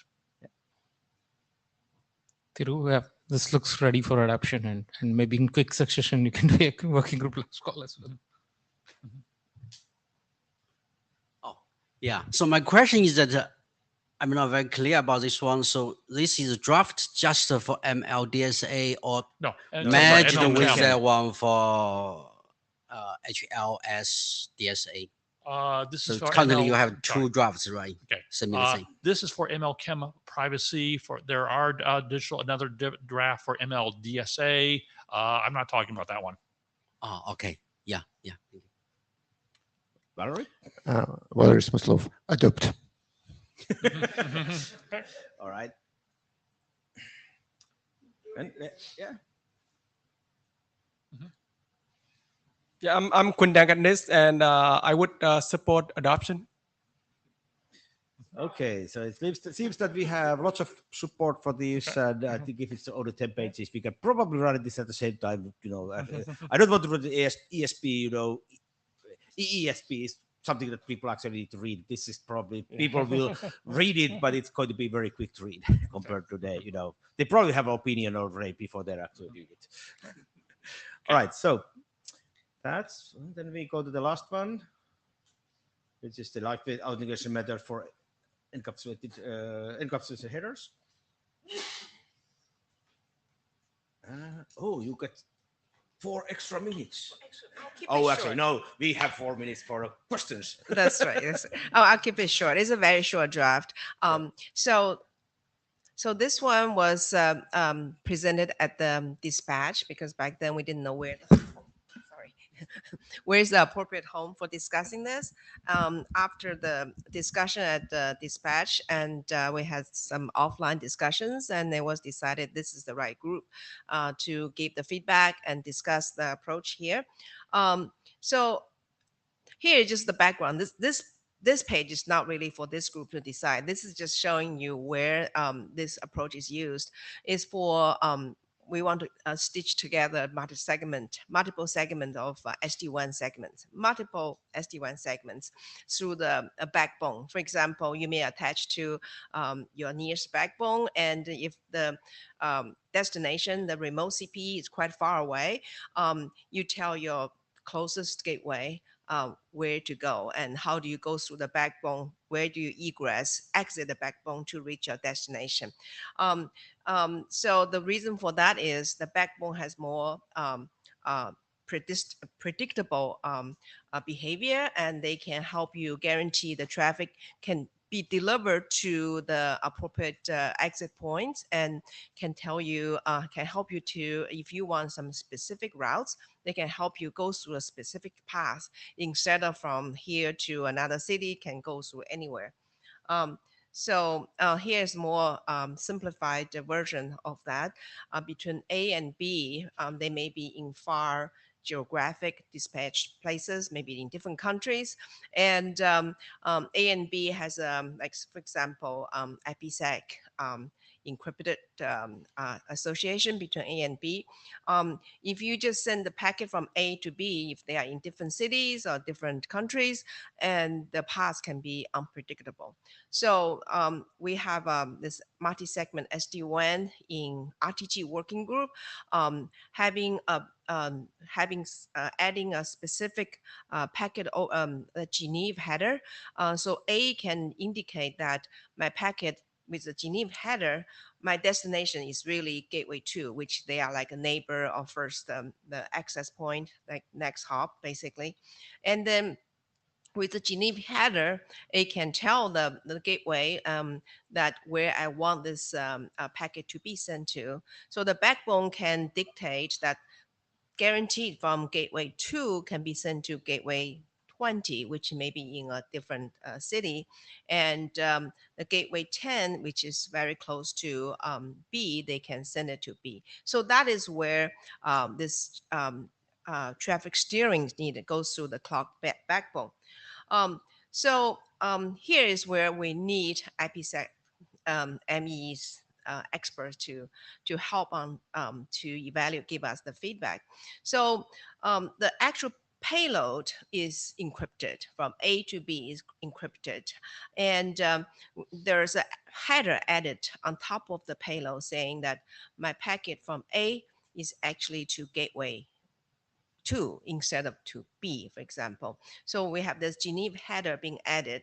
Within the Geneva header, we have some options. The option can include explicit paths, like I want this packet to go through specific nodes, or I want this packet to avoid specific countries.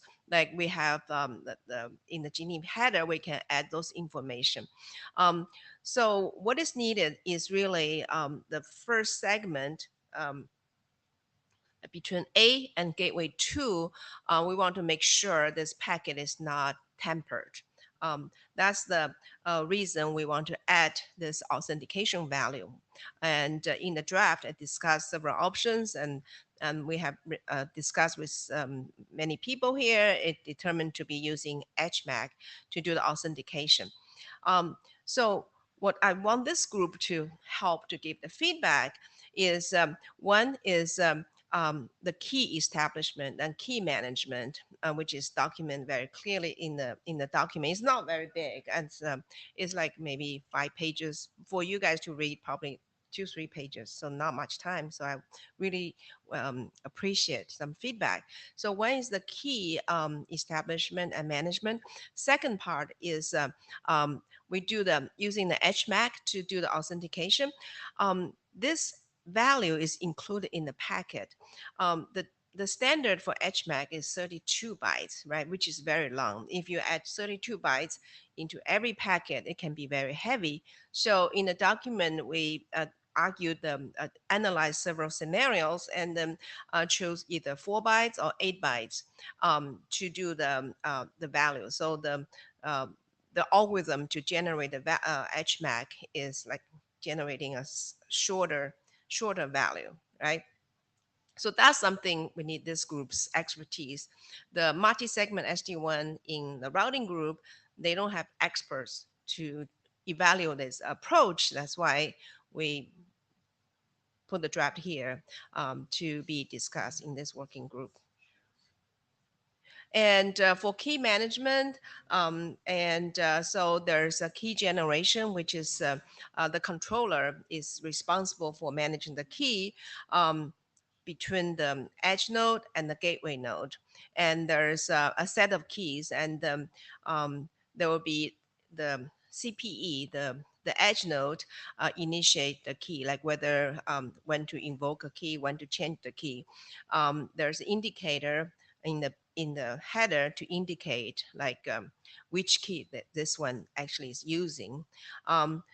Also the key itself, we assume there's a secure channel between the controller to the edge node for distribute the key. And also that there's also an option that the edge node can use algorithm to generate the key based on their pre-exist IPsec key. The reason for that is in the deployment scenarios, in this scenario, for example, CPE1 and the cloud gateway, they probably already established IPsec tunnel. However, those tunnel is for traffic, for applications which are hosted within the cloud. And for those applications, they need to be decrypted and then terminated. And for the traffic go between CPE 1 to CPE 10, those traffic are not terminated within the cloud. They are just help to steer to the appropriate egress node. And however, they can use the IPsec key to do this authentication as well. So this is the general format, and I'm hoping for the this is about the key distribution. We have several channels to do the distribute the key. One is through the controller to the edge node and to the backbone's gateway. And another possibility is the backbone gateway can distribute the keys through the pre-established IPsec tunnel. And then also there's the option of using this key derived function to derive the key based on the IPsec key. So we're hoping that, oh, here's the control plan. This is actually less important. This is really for the routing group. Basically, we're saying that it is not necessary to do the authentication for every flow. In certain environment where the gateway capacity is limited, the controller can dictate, like, I only want to do the authentication for selective flows.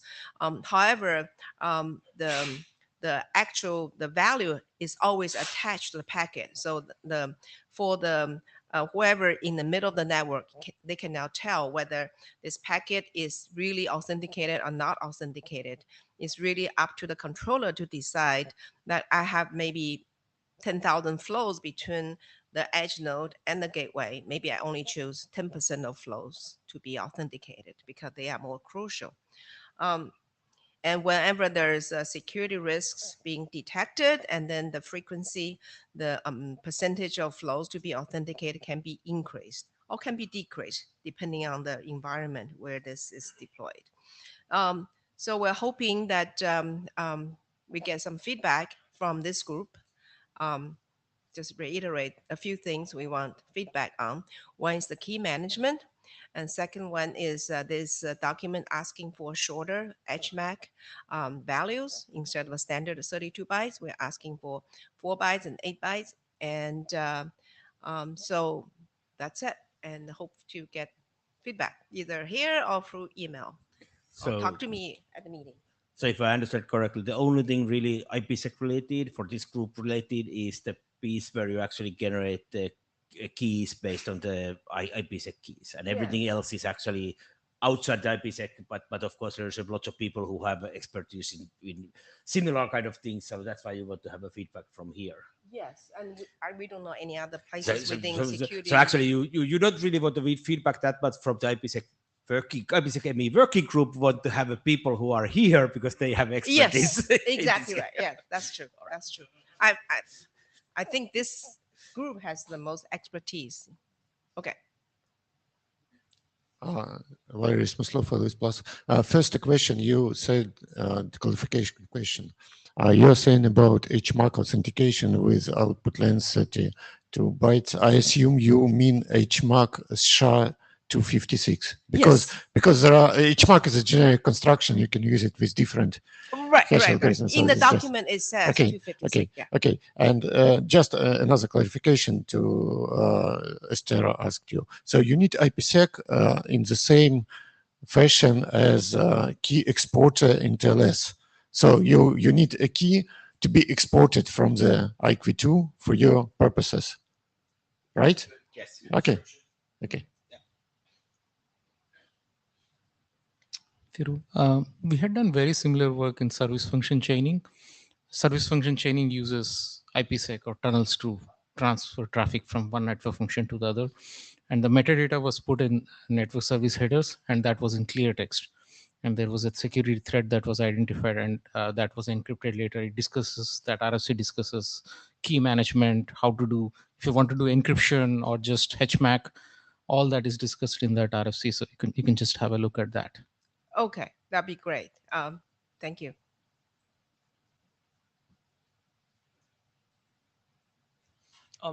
Queen Dang, for HMAC values, I would normally go for the largest size if my protocol can afford it and feel comfortable about it.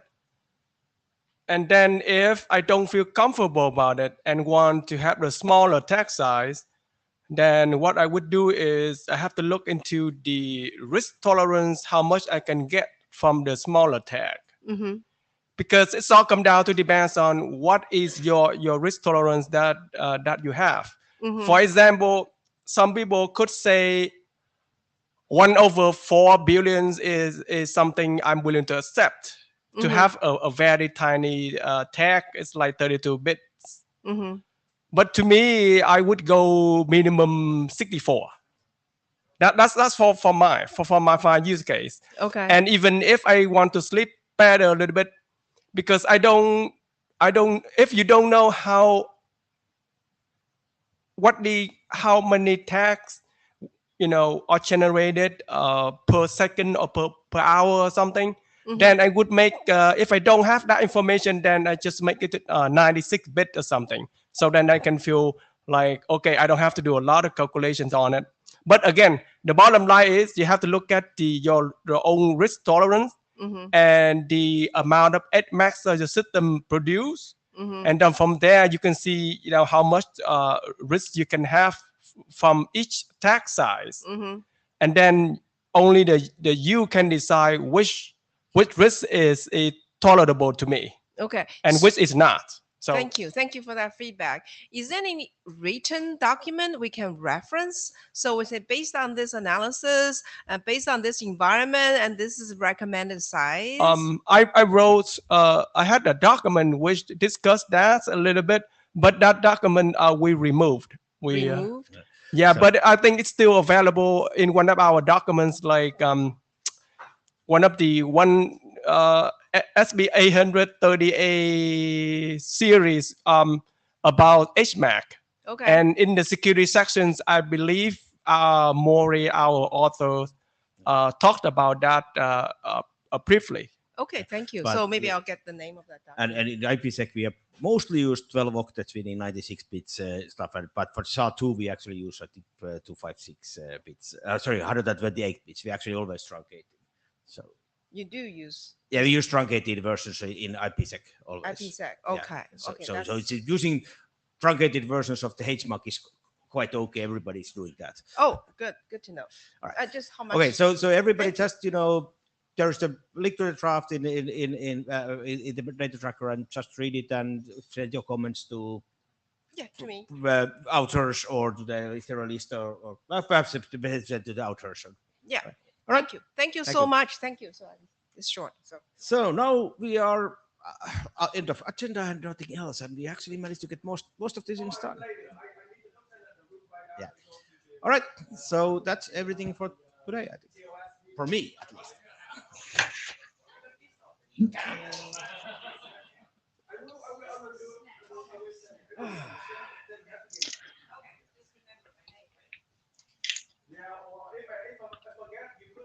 All right. Thank you and see you next time.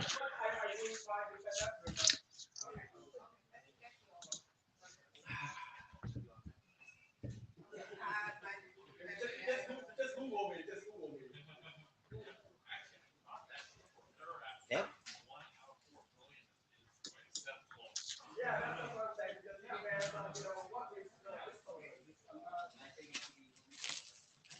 Yep. This is